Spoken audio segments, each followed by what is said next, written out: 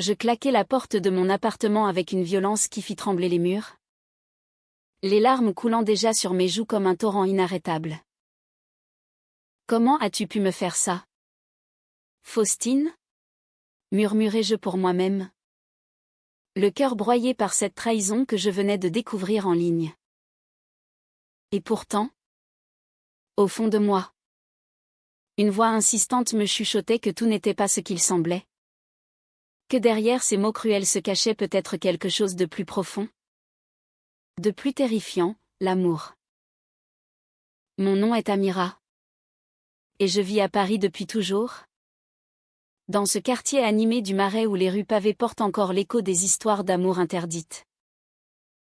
J'ai grandi entre les livres de ma mère, une professeure de littérature, et les débats enflammés de mon père, un avocat passionné par les droits humains. À 25 ans, je travaille comme graphiste freelance, passant mes journées devant un écran, à créer des visuels pour des clients qui ne voient jamais mon visage. C'est sur Internet que tout a commencé. Sur ce forum dédié aux artistes queer, où les discussions fusent comme des éclairs dans une nuit d'orage. Je me souviens du premier message de Faustine. Elle s'appelait « Lumière obscure » sur le site. Un pseudo qui m'intriguait déjà. J'avais posté un dessin inspiré d'une histoire lesbienne médiévale. Quelque chose de poétique sur deux femmes se défiant les normes sociales. Son commentaire fut tranchant, c'est naïf et cliché. L'amour n'est pas si simple. Surtout quand on cache qui on est vraiment. J'ai ressenti une pointe au cœur. Comme si elle m'attaquait personnellement. Pourquoi tant de venin? Je ne la connaissais pas. Mais ces mots m'ont hanté. J'ai répondu avec sarcasme, défendant mon art. Et ainsi a débuté notre guerre virtuelle. Chaque jour, je vérifiais le forum. Le cœur battant, attendant sa prochaine riposte. Elle critiquait mes idées, mes choix artistiques, me traitant parfois d'idéaliste rêveuse. Tu vis dans un monde de contes de fées, Amira. La réalité est plus cruelle. Comment savait-elle mon vrai nom? J'avais utilisé un pseudo moi aussi. Étoile noire. Peut-être avait-elle fouillé mes profils liés. Cela m'obsédait. Dans mes nuits solitaires, je me demandais pourquoi elle me visait ainsi. Était-ce de la jalousie? De la haine pure? Ou quelque chose que je refusais d'admettre, une attirance masquée sous l'agressivité? Au fond de moi, un tourbillon d'émotions se déchaînait. Je me sentais vulnérable. Exposée. Pourquoi est-ce que je continue à répondre, me disais-je en fixant le plafond de ma chambre. Parce que ces mots, même blessants, touchaient une corde sensible. Ils me forçaient à questionner mes propres peurs, ma sexualité, que j'assumais publiquement mais qui me terrifiait encore intérieurement. Surtout face à ma famille conservatrice d'origine marocaine. Mon père, si fier de ses racines, acceptait difficilement que je sorte avec des femmes. C'est une phase, Amira, disait-il souvent. Et Faustine, avec ses attaques, ravivait ses doutes. Un soir, après une énième dispute en ligne, je décidai de la confronter plus directement. J'envoyai un message privé, « Pourquoi me hais-tu autant? Qu'ai-je fait pour mériter ça ?» Sa réponse fut immédiate et laconique, « La haine? C'est toi qui interprètes mal. » Cela m'enragea. Interpréter mal? Ces critiques étaient des flèches empoisonnées. Je passai la nuit à ruminer, imaginant son visage derrière l'écran. Qui était-elle vraiment? Une rivale artistique? Une femme blessée projetant sa douleur sur moi? Le lendemain, par hasard, Je la vis en vrai. Ou du moins, je crus la reconnaître. J'étais au café Les Deux Magots. Un lieu emblématique où les intellectuels parisiens se retrouvent. Une jeune femme aux cheveux blonds courts. Yeux verts perçants. S'assit non loin de moi. Tapant furieusement sur son ordinateur. Son profil correspondait à la photo floue que j'avais vue sur le forum. Faustine. Mon cœur s'emballa. Je l'observai discrètement, notant sa concentration intense, ses lèvres pincées. Elle leva les yeux. Nos regards se croisèrent un instant. Et je détournai la tête. Paniqué. Calme-toi. Amira, pensai-je. Ce n'est peut-être pas elle. Mais au fond, je le savais. Cette coïncidence était trop forte. Paris est grande, mais le destin aime jouer avec nous. Ce soir-là, de retour chez moi, je reçus un nouveau message sur le forum. J'ai vu quelqu'un qui te ressemblait aujourd'hui. Étrange. Non. Mon sang se glaça. Elle savait. Elle me traquait? Ou était-ce le début d'une révélation plus profonde? Les jours suivants, nos échanges en ligne devinrent plus intenses, plus personnels. Elle commença à partager des bribes de sa vie, une enfance difficile en banlieue parisienne, une mère absente, un coming out douloureux. Je me bats contre mes démons tous les jours, écrivit-elle un jour. Cela me toucha. Pour la première fois, je vis au-delà de la haine apparente. Peut-être qu'elle ne me déteste pas, me disais-je. Peut-être qu'elle se protège. Mais mes doutes persistaient. Pourquoi attaquer si fort si ce n'était pas de la malveillance? Un après-midi pluvieux, je décidai de la rencontrer. J'envoyai, retrouvons-nous. Au jardin du Luxembourg. Demain à 15 heures. Sa réponse, pourquoi pas? Prépare-toi à être déçu. Mon cœur battait la chamade. Était-ce une erreur? Allais-je affronter une ennemie ou découvrir une alliée cachée? Le jardin du Luxembourg bruissait sous la pluie fine. Mais je m'en fichais. J'attendais Faustine, les mains tremblantes, me répétant que c'était folie. Qu'est-ce que je fais ici, pensais-je. Le doute me rongeant comme un acide. Et si elle venait pour me humilier en personne?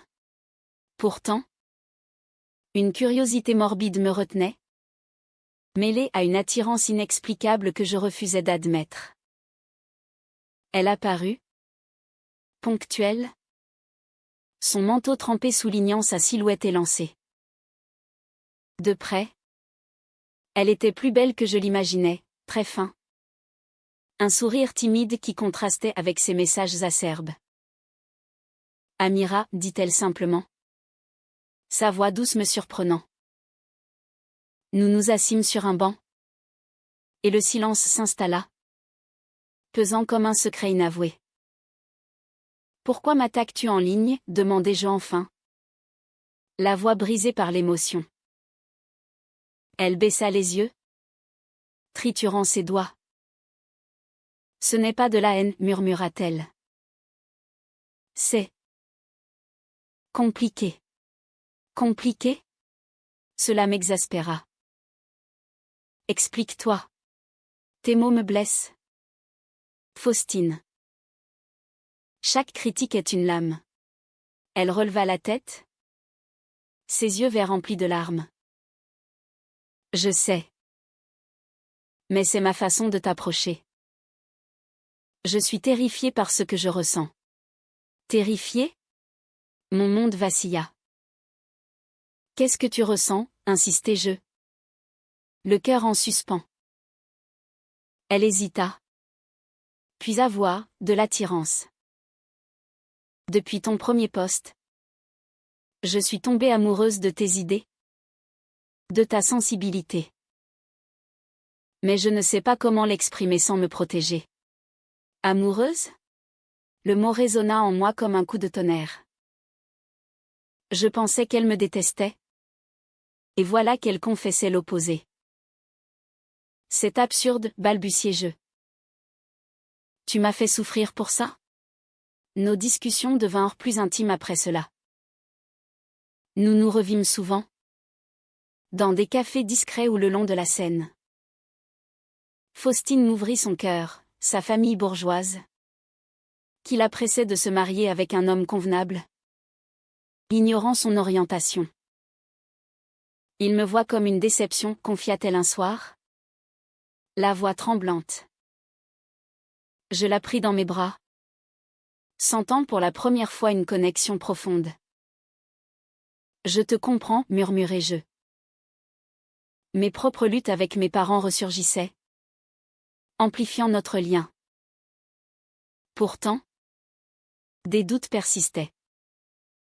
En ligne, elle continuait parfois ses critiques, comme si elle ne pouvait s'en empêcher.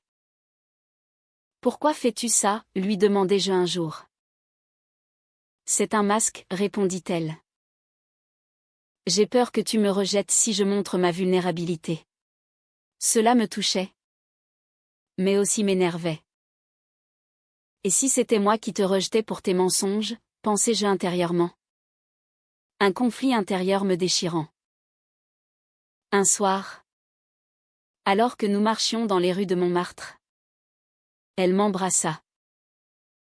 Ce fut doux, inattendu, et mon cœur explosa. Je t'aime. Amira, chuchota-t-elle. Je répondis. Émue, moi aussi. Mais au fond. Une voix murmurait, est-ce réel? Ou un jeu? Mes insécurités grandissaient. J'avais souffert d'une relation passée où une femme m'avait manipulée. Et Faustine ravivait ses peurs. Puis vint la trahison. En fouillant son téléphone par accident, où était-ce de la jalousie? Je découvris des messages avec une amie, Amira est si naïve. Je l'utilise pour explorer mes sentiments. Mon monde s'effondra. C'est une blague, pensai-je. Les larmes coulant. Je la confrontai ce soir-là. Hurlant, tu m'utilises? Après tout ça? Elle pâlit. Balbutiant, ce n'est pas ce que tu crois. C'était avant. Quand j'avais peur. Avant? Cela n'apaisait pas ma rage. Tu m'as menti. Tu m'as fait croire à ton amour alors que tu jouais, criai-je. Elle pleura. S'agenouillant presque, pardonne-moi. J'ai changé. C'est réel maintenant. Mais le doute m'empoisonnait. Était-ce une manipulation? Ou une erreur sincère? Mon cœur se déchirait entre amour et trahison. Les jours suivants furent un enfer. Je l'évitais. Ruminant seul dans mon appartement. Comment ai-je pu être si stupide, me reprochais-je. Pourtant, ces messages suppliants me hantaient, donne-moi une chance de prouver mon amour. Une partie de moi voulait y croire. L'autre hurlait de fuir.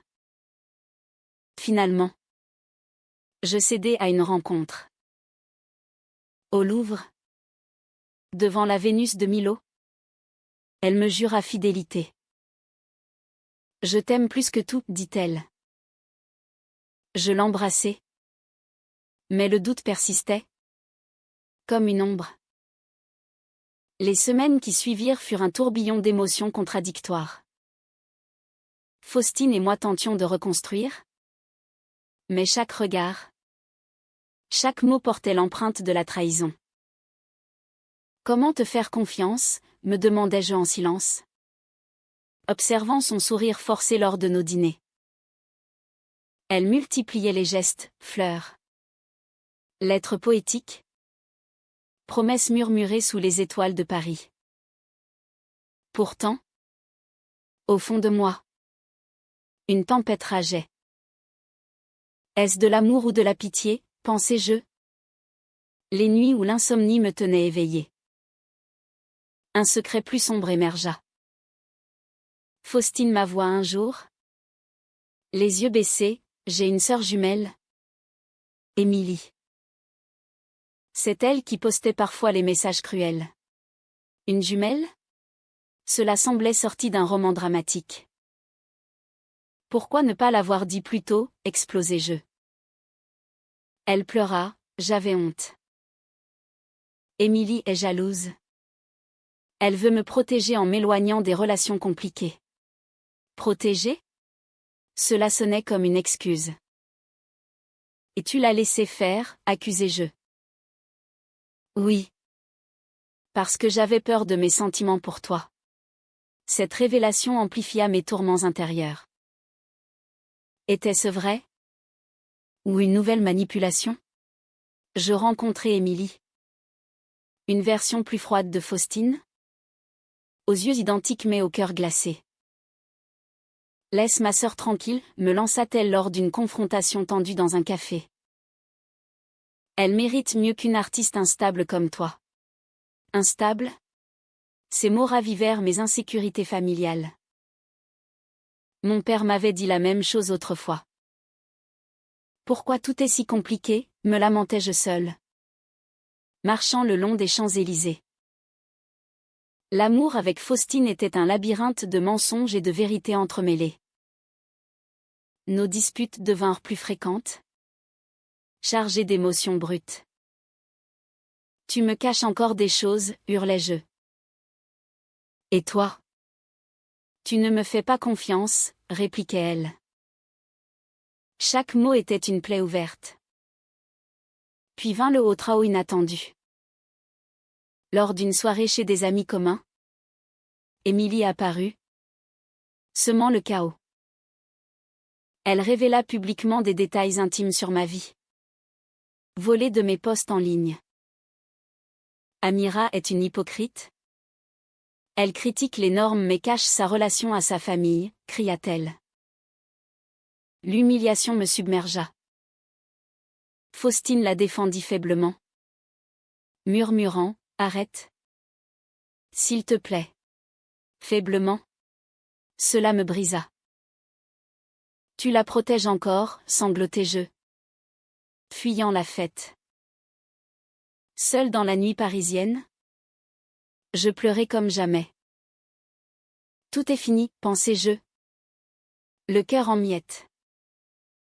Faustine me poursuivit. Suppliante, pardonne-moi. Émilie est malade. Elle a des troubles psychologiques. Malade? Une nouvelle excuse? Pourtant, ses larmes semblaient sincères. Je t'aime. Amira. Laisse-moi réparer. Mon conflit intérieur culmina. Dois-je partir ou rester, me torturais-je. L'amour me retenait. La peur me poussait à fuir. Finalement, je choisis de lui donner une dernière chance. Mais avec des conditions, couper les ponts avec Émilie temporairement. Et être honnête à 100%. Nos retrouvailles furent passionnées. Emplies de promesses. Je ne te quitterai jamais, jura-t-elle. Mais au fond, une ombre persistait, et si c'était trop tard? Les cicatrices étaient profondes. Les mois suivants furent une bataille constante contre nos démons intérieurs. Faustine respecta sa promesse, s'éloignant d'Émilie qui, apprit-on, souffrait vraiment de troubles bipolaires. Je l'aime. Mais je dois me protéger, confia-t-elle un jour. Les yeux emplis de culpabilité. Cela me toucha. Mais raviva mes propres blessures. Et moi? Qui me protège, pensai-je. Hanté par les nuits où je revivais l'humiliation. Ma famille entra en jeu, amplifiant le drame. Mon père découvrit notre relation via un post maladroit sur les réseaux. C'est inacceptable. Amira. Pense à notre honneur, tonna-t-il lors d'un dîner familial explosif. Ma mère pleurait en silence. Déchirée. Je t'aime. Papa. Mais je ne peux renier qui je suis, répliquai-je. La voix tremblante. Il partit furieux, me laissant avec un vide abyssal. Faustine fut mon pilier. Mais cela créa de nouveaux conflits. Tes parents te manipulent comme Émilie me manipulait, dit-elle un soir. Manipuler? Cela m'offensa. Ne compare pas. Ma famille est tout pour moi. Notre dispute dégénéra. Tu préfères eux à nous, accusa-t-elle. Et toi? Tu préfères tes secrets, ripostai-je. Nous nous séparâmes en larmes. Le silence pesant comme une sentence. Seul. Je ruminais, l'amour vaut-il tant de souffrance? Mes pensées tourbillonnaient. Entre rage et désespoir. Un appel d'Émilie aggrava tout, Faustine te ment encore. Elle voit quelqu'un d'autre. Mon cœur se brisa. Était-ce vrai? Je la confrontai. Hystérique, qui est-ce? Elle nia. Pleurant, c'est un mensonge d'Émilie pour nous détruire. La vérité éclata, Émilie avait inventé. Mais Faustine avoua avoir douté de nous. Contactant une ex pour du réconfort. Juste des messages? Rien de plus, jura-t-elle. Rien de plus? Cela suffit à me dévaster. C'est de la trahison émotionnelle, hurlai-je. Elle s'effondra, pardonne-moi. Je suis perdu sans toi. Mon dilemme intérieur atteignit son paroxysme. Partir ou pardonner, me torturais-je. Des jours durant. L'amour l'emporta. Mais fragile. Nous décidâmes d'une thérapie de couple. Explorant nos peurs profondes. J'ai peur de l'abandon, avoua Faustine. Et moi? De la trahison, répondis-je. Ces séances nous rapprochèrent. Mais les cicatrices saignaient encore. Un soir, sous la tour Eiffel illuminée, elle me demanda en mariage. Épouse-moi. Amira. Construisons un avenir ensemble. Les larmes aux yeux. J'hésitais. Après tout ça, murmurai-je. Oui. Parce que notre amour est plus fort, insista-t-elle. La décision fut la plus dure de ma vie. Oui, répondis-je enfin. Le cœur battant. Scellant notre destin sous les lumières de Paris. Mais le chemin vers le bonheur fut semé d'embûches. Ma famille refusa d'assister au mariage civil. Mon père murmurant, tu me brises le cœur. Cela me dévasta. Mais Faustine me soutint, nous serons notre propre famille. Émilie. En traitement. S'excusa finalement. Avouant sa jalousie pathologique. J'ai peur de perdre Faustine, confia-t-elle. Nous pardonnâmes. Mais gardâmes nos distances. Nos vies s'entremêlèrent, je l'aidai dans son travail de journaliste. Elle inspira mes arts. Pourtant, les doutes ressurgissaient parfois. Comme des fantômes. Un an plus tard, lors d'une crise, je faillis tout abandonner. Je ne supporte plus les ombres du passé, avouai-je. Elle pleura, lutte avec moi. Nous luttâmes. Et l'amour triompha. Notre union devint un symbole de résilience. Aidant d'autres couples queer via un blog anonyme. Aujourd'hui, je regarde Faustine dormir. Et je pensais que tu me détestais. Mais tu m'as sauvée. Notre histoire, pleine de douleur, nous a rendues plus fortes. L'amour vrai naît des épreuves, et le nôtre est éternel.